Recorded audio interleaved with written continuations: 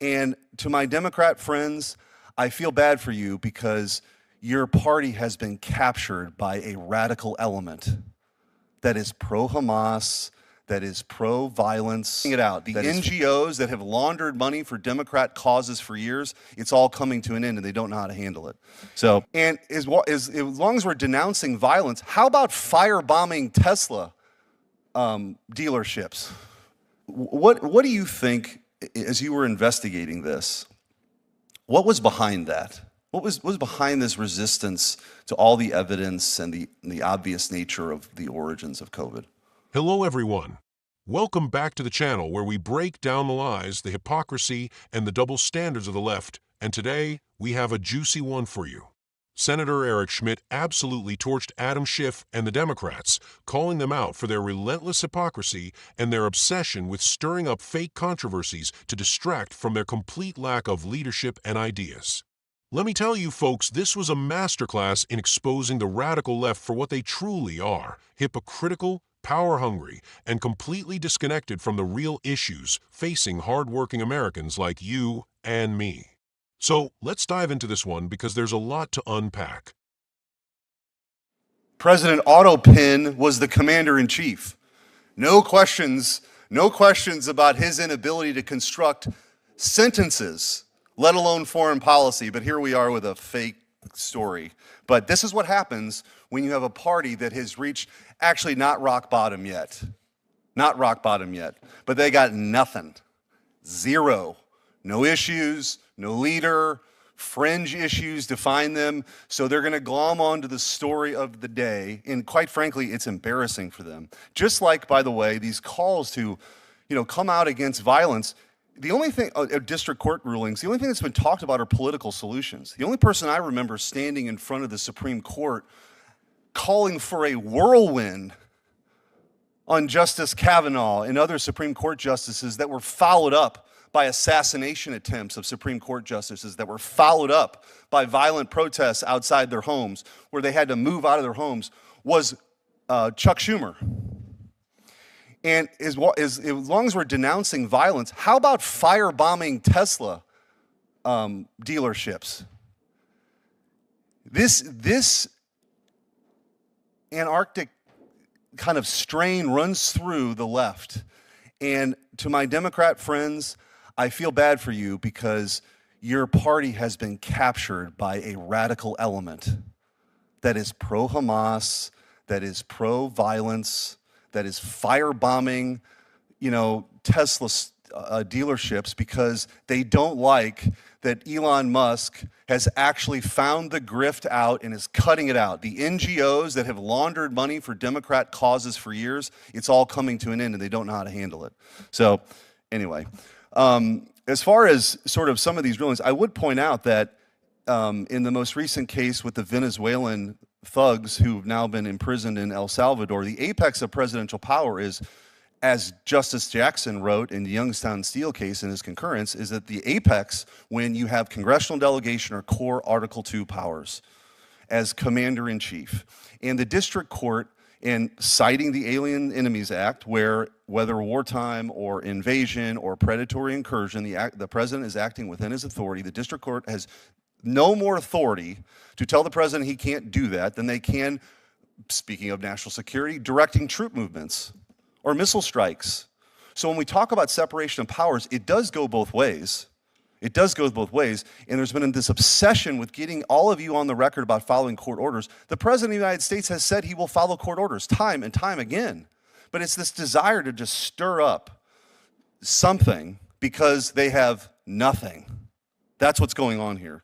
I did want to ask, with the time that I have left, Mr. Davis, you have done a lot of great work investigating a lot of things. The origins of COVID, I'm just curious. So when I was Attorney General of Missouri, we actually sued Communist China for unleashing the COVID pandemic. We received a $24 billion default judgment recently. But when we filed that lawsuit, it was interesting, the reaction. You were called a racist if you implied anyway that it leaked out of Wuhan, which was very obvious to most people. And now the intelligence community, who for some reason resisted that conclusion for such a long time, has basically said that's what happened. What do you think, as you were investigating this, what was behind that? What was behind this resistance to all the evidence and the obvious nature of the origins of COVID? Thank you, Senator, for that question. I appreciated speaking with you yesterday. That was great. The report that I authored on the House Intelligence Committee about the origins of COVID, unfortunately, is still classified, so I can't really get into the specifics of what it found. We did do an unclassified summary, which, just given the nature of the underlying information, was unfortunately not terribly revelatory. I would note that when then President Biden instructed the intelligence community to do a sort of comprehensive review on the COVID origins, the subsequent report they put out and the declassified version of it, there were serious flaws with. And I think those flaws, you mentioned that individual components have changed their public view, but I do think that until there's more transparency about what was going on within those elements of the intelligence community, the people won't really know the full story, unfortunately.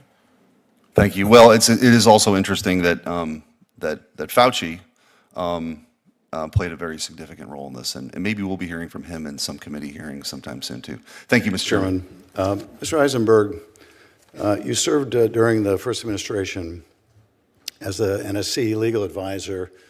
In that capacity, you must have participated in dozens, if not hundreds, of principal meetings organized by the National Security Advisor.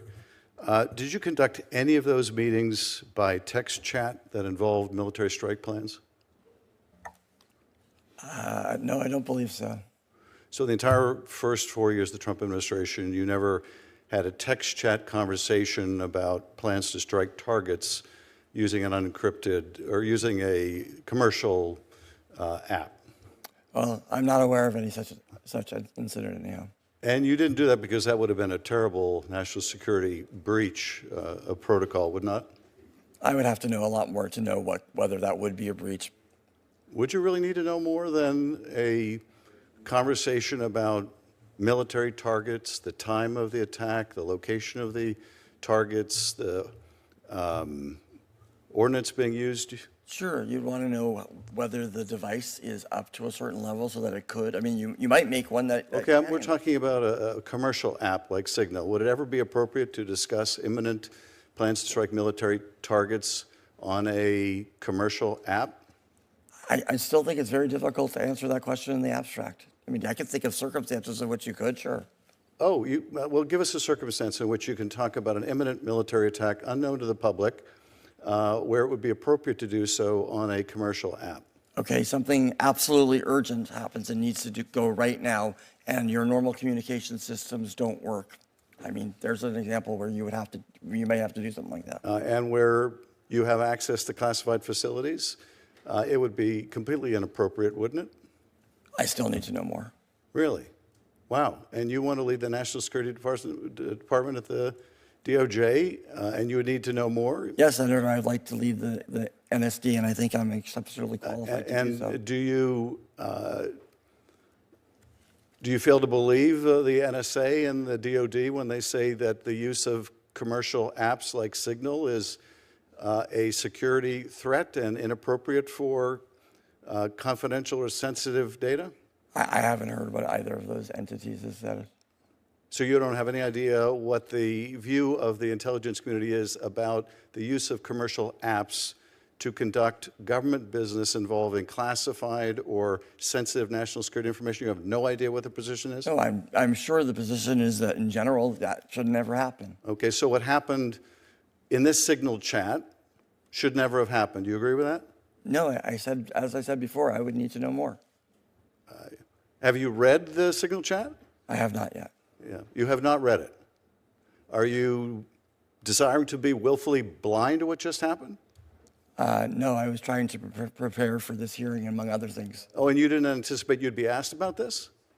Or is it because you anticipated you would be asked about this, you didn't want to inform yourself of this incredible breach of national security?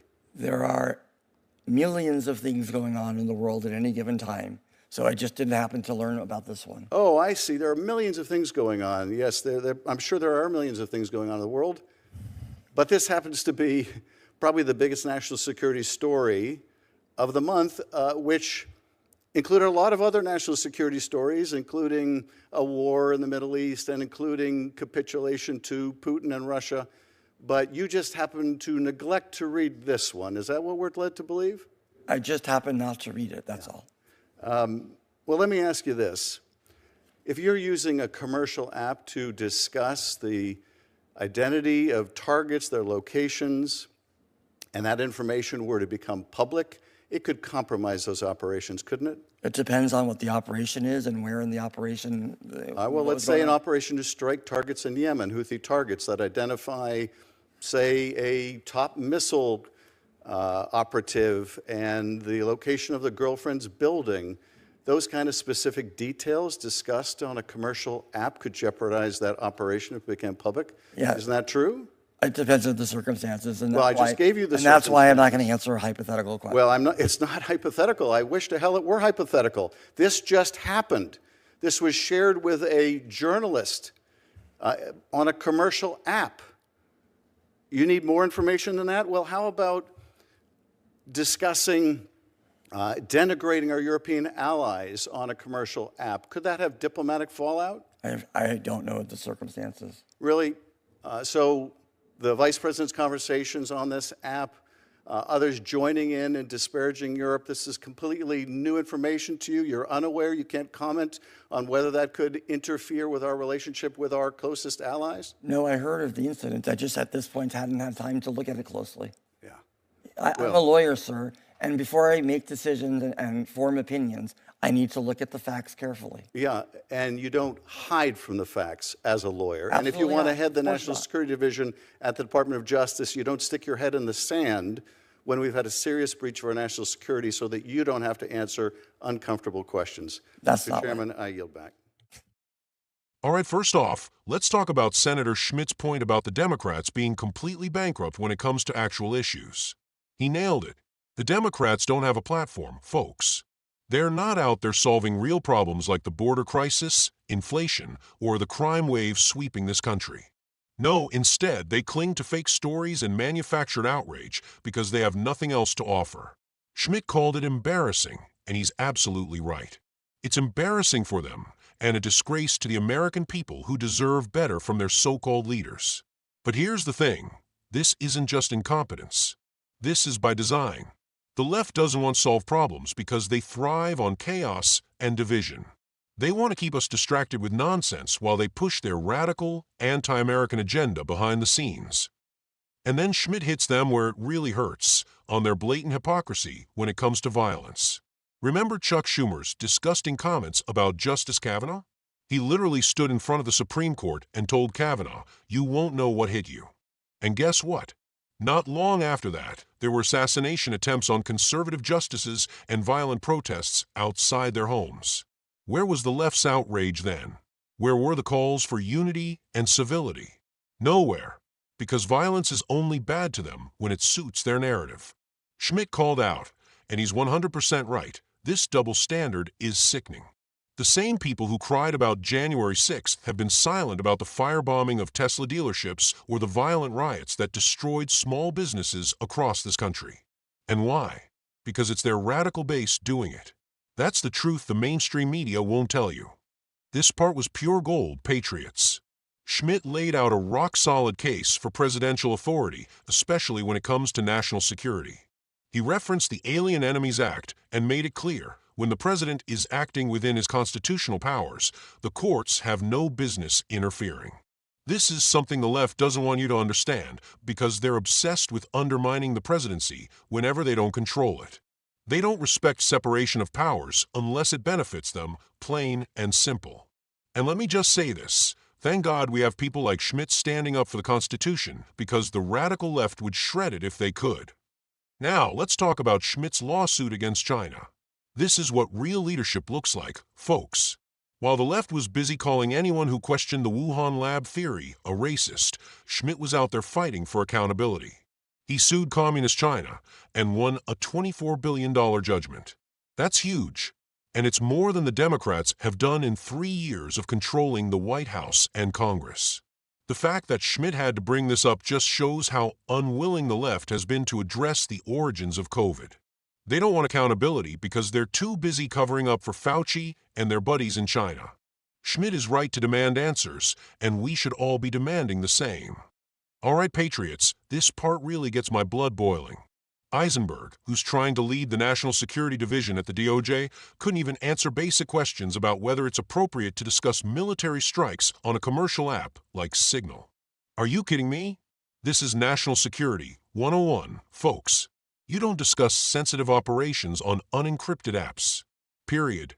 Eisenberg's refusal to give a straight answer is a joke, and it shows just how unserious this administration is about protecting our country. And let's not forget, this wasn't just any chat. It involved leaked information about military targets, disparaging our allies in Europe, and God knows what else. And yet, Eisenberg hasn't even bothered to read it? Are you kidding me? This is the guy who wants to lead the National Security Division? Give me a break. Look, patriots, this hearing wasn't just about exposing the hypocrisy and incompetence of the Democrats. It was about something much bigger. It was about standing up for the truth, for accountability, and for the values that make this country great. Senator Schmitt is one of the few leaders in Washington who gets it, who isn't afraid to call out the left for their lies and their dangerous agenda. We need more leaders like him, and we need to keep fighting for the soul of this country because, make no mistake, the left is trying to destroy it. But as long as we stand together, as long as we keep speaking the truth, they will never win. That's it for today, patriots.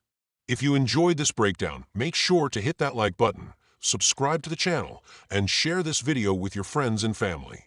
Let's get the word out, because the mainstream media sure won't. Stay strong, stay free, and as always, God bless America.